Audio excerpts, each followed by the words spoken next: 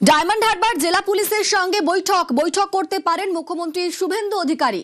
Diamond Harbour জেলা police অফিসে বৈঠকের সম্ভাবনা রয়েছে। আমাদের সঙ্গে সান্নিক রয়েছেন প্রতিনিধি। সান্নিক, এই বৈঠকে মূলত কোন কোন বিষয়গুলি উঠে আসতে পারে? দেখো, এর আগে আমরা দেখেছি বিধানসভা নির্বাচনের ক্ষেত্রে যে জায়গায় আইন শৃঙ্খলা পরিস্থিতি নিয়ে সব থেকে বেশি প্রশ্ন উঠেছিল তা ছিল ডায়মন্ড হারবার পুলিশ জেলা।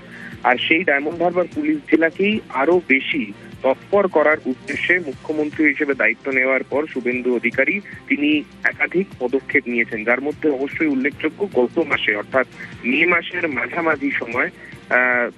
মাসের মাঝামাঝিতে তিনি একটি বৈঠক করেছিলেন, যেখানে আমরা দেখেছিলাম মে মাসের মাঝামাঝি তার বৈঠকে মূলত উঠে এসেছিল এই ডায়মন্ড হারবার পুলিশ জেলার যে আইন শৃঙ্খলা পরিস্থিতি এবং তাতে রাজনৈতিক প্রভাব, এই সমস্ত কিছুকে ঢেলে সাজানোর একটা তিনি কিন্তু পরিকল্পনা নিয়েছিলেন। যে বৈঠক মূলত ডায়মন্ড হারবারের সাগরিকা হোটেলে হয়েছিল এবং সেই বৈঠক থেকে একাধিক বিষয়বস্তু সেক্ষেত্রে উঠে এসেছিল। তার অল্প কিছু সময়ের মধ্যে ফের একবার ডায়মন্ড হারবার পুলিশ জেলার যারা উচ্চপদস্থ আধিকারিক রয়েছেন তাদের সঙ্গে ফের একবার মুখ্যমন্ত্রী বৈঠকে বসতে চলেছেন। এই বৈঠকে কি উঠে আসে? ধন্যবাদ সান্নিক।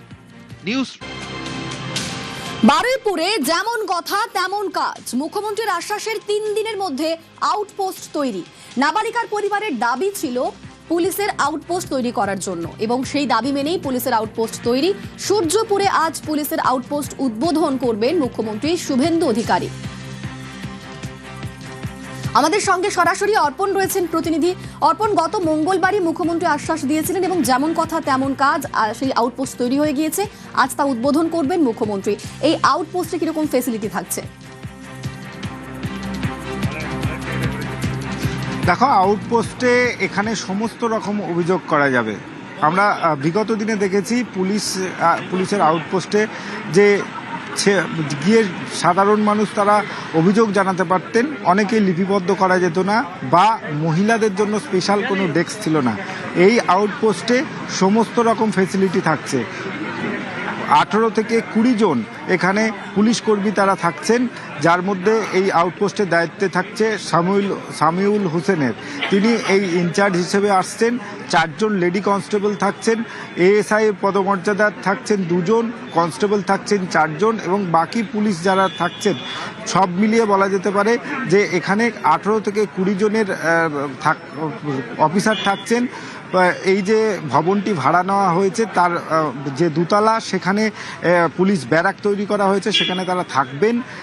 দ্বিতীয় যে ফার্স্ট ফ্লোর সেখানে এই যে পুলিশের আউটপোস্ট সূর্যপুর আউটপোস্ট তৈরি করা হয়েছে, সেখানে এলাকার মানুষজন তারা এসে সমস্ত রকম অভিযোগ তারা জানাতে পারবেন। তুমি জানো যে সূর্যপুরের যে ঘটনা, সেই ঘটনার পর নির্যাতিতার পরিবার তারা আবেদন রেখেছিলেন, যেমন অভিযুক্তদের কঠোর শাস্তি, দৃষ্টান্তমূলক শাস্তি, তার সঙ্গে এলাকার নিরাপত্তার জন্য একটি আউটপোস্টের দাবি জানিয়েছিলেন গত মঙ্গলবার। আর সেই দাবি মেনে 1 সপ্তাহের মধ্যে 4 দিন মাত্র গত হয়েছে, সেই 4 দিনের মধ্যেই এই আউটপোস্ট তৈরি করা হয়েছে, যেখানে ইতিমধ্যেই ডিজি থেকে শুরু করে এডিজি এবং প্রেসিডেন্সি রেঞ্জের অফিসাররা তারা উপস্থিত রয়েছেন। এছাড়াও উপস্থিত রয়েছেন জেলা পুলিশের শীর্ষ কর্তা থেকে শুরু করে বারুইপুর থানার পুলিশ কর্তারা। এই আউটপোস্টে যেমন একটি থানার ফেসিলিটি থাকে, সমস্ত ফেসিলিটি থাকছে এই আউটপোস্টে। এলাকার মানুষজন তারা এসে সমস্ত রকম অভিযোগ তারা জানাতে পারবেন। এর পাশাপাশি তাদের যদি মহিলা সংক্রান্ত কোনো রকম অভিযোগ থাকে, তার জন্য মহিলা হেল্প ডেস্ক এবং আলাদা একটি রুম বানানো হয়েছে, সেখানে তারা সেই অভিযোগ জানাতে পারবেন। সঙ্গে থাকো। প্রতিশ্রুতি মতোই সূর্যপুরে আউটপোস্ট তৈরি এবং আউটপোস্টে রাজ্য পুলিশের ডিজি, আউটপোস্ট পরিদর্শনে প্রেসিডেন্সি রেঞ্জের আইজি, এসপি।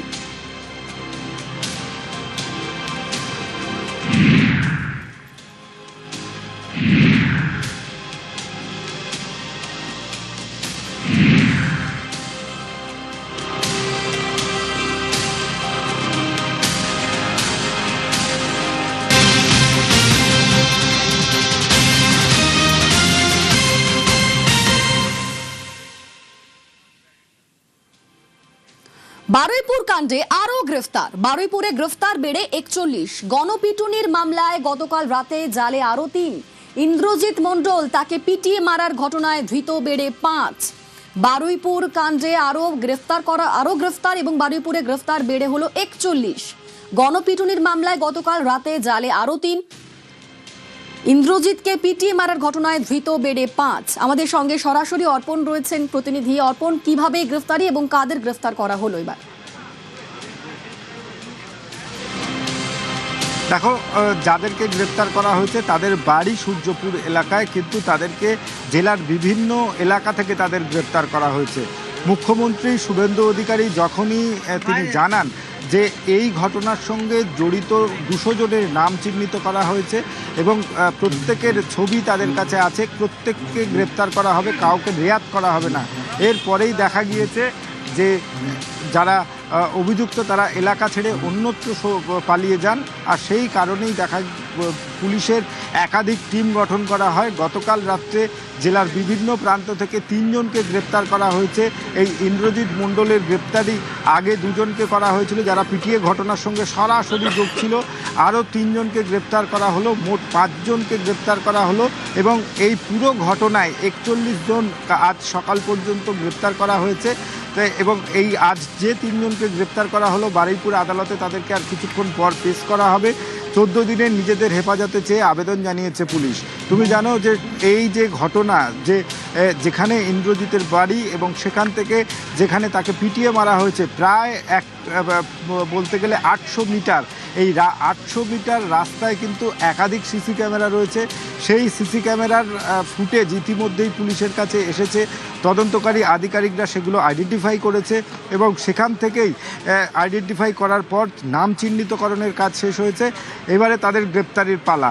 এখনও পর্যন্ত মোট এই পিটিয়ে খুনের ঘটনায় 5 জন গ্রেপ্তার, যার মধ্যে গতকাল 3 জনকে, আজ 3 জনকে বারুইপুর মহকুমা আদালতে পেশ করা হবে। বেশ, ধন্যবাদ অর্পণ।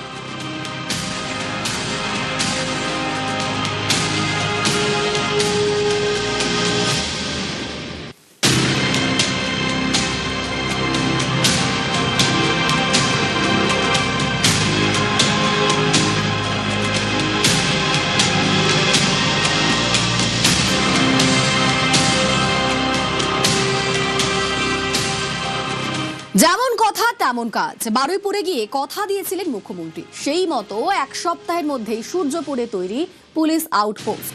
আজ বারুইপুরে গিয়ে উদ্বোধন করবেন মুখ্যমন্ত্রী শুভেন্দু অধিকারী। সূর্যপুরে ভিকটিম ফ্যামিলি একটা আউটপোস্ট চেয়েছেন। আমরা আউটপোস্টও ডিজিপি এইচএস কে বলেছি করতে হবে, প্রয়োজন হলে রেন্টাল বাড়ি নিয়ে খুনি চালু করতে হবে এবং আমি যখন ভিকটিমদের সঙ্গে মিট করতে আসবো তখন আউটপোস্টের ইনোগ্রেশন হবে।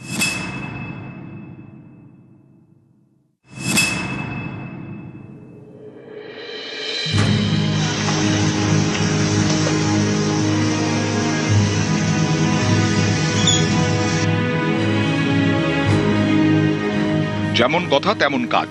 গত মঙ্গলবার 7ই জুলাই আশ্বাস দিয়েছিলেন মুখ্যমন্ত্রী শুভেন্দু অধিকারী। কথা দিয়েছিলেন বারুইপুরে নিহত নাবালিকার পরিবারের দাবি মেনে তৈরি হবে পুলিশ আউটপোস্ট। মুখ্যমন্ত্রী কথা দেওয়ার 3 দিনের মাথায় তৈরি আউটপোস্ট। শনিবার সূর্যপুরে গিয়ে নতুন পুলিশ আউটপোস্টের উদ্বোধন করবেন মুখ্যমন্ত্রী।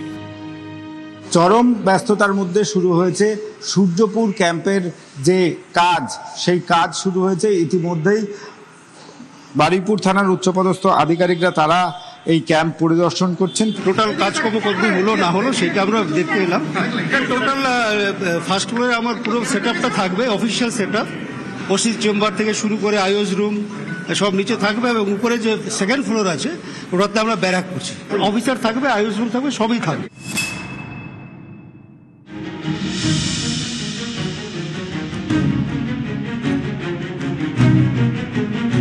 বারুইপুরে 12 বছরের একটি মেয়েকে গণধর্ষণ করে খুন, জীবন্ত অবস্থায় মেয়েটিকে পুকুরে ফেলে দেওয়া হয়। ঘটনায় শোরগোল পড়ে যায়। আসরে নামে প্রশাসন। মঙ্গলবার বারুইপুরে যান মুখ্যমন্ত্রী, কড়া বার্তা দেন। রিগার্ডিং কম্পেনসেশন, রিগার্ডিং অ্যাসিস্ট্যান্স আমরা 2টো পরিবারের উপরে ছেড়ে দিয়েছিলাম। ওরা কিছু কথা আমাকে বলেছে, আমি উইদিন এ উইক আসবো এবং 2টো ফ্যামিলিতে যাব। তখন সরকার ওরা যা চেয়েছে, সরকার যা করলো দেখতে পাবেন।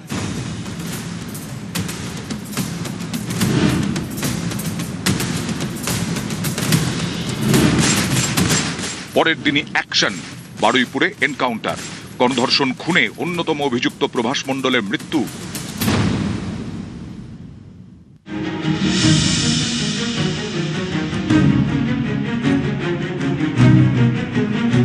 নাবালিকার দেহ উদ্ধারের দিন অভিযুক্ত সন্দেহে পিটিয়ে খুন করা হয় ইন্দ্রজিৎ মণ্ডল নামে এক যুবককে। গরম হয়ে ওঠে এলাকা, একাধিক জায়গায় চলে হামলা ভাঙচুর। বারুইপুরে গিয়ে নিয়েও হুঁশিয়ারি দিয়েছিলেন মুখ্যমন্ত্রী। মব লিঞ্চিং করে যাকে পিটিয়ে মারা হয়েছে ইন্দ্রজিৎ মণ্ডল, উনিও ইনোসেন্ট। পুলিশ আমাকে যা বলেছে তা আমার কথা নয়, তার পরিবারের সঙ্গে আমি মিট করেছি, তিনিও জাস্টিস পাবেন। প্রত্যেককে অ্যারেস্ট করা হবে, একটা লোককেও ছাড়া হবে না।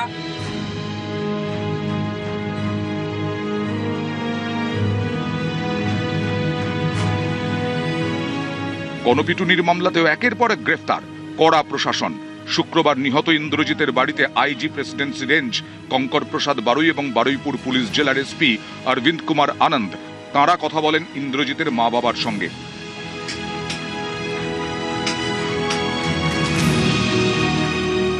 সরকারের উপর আমরা পুরো ভরসা করি।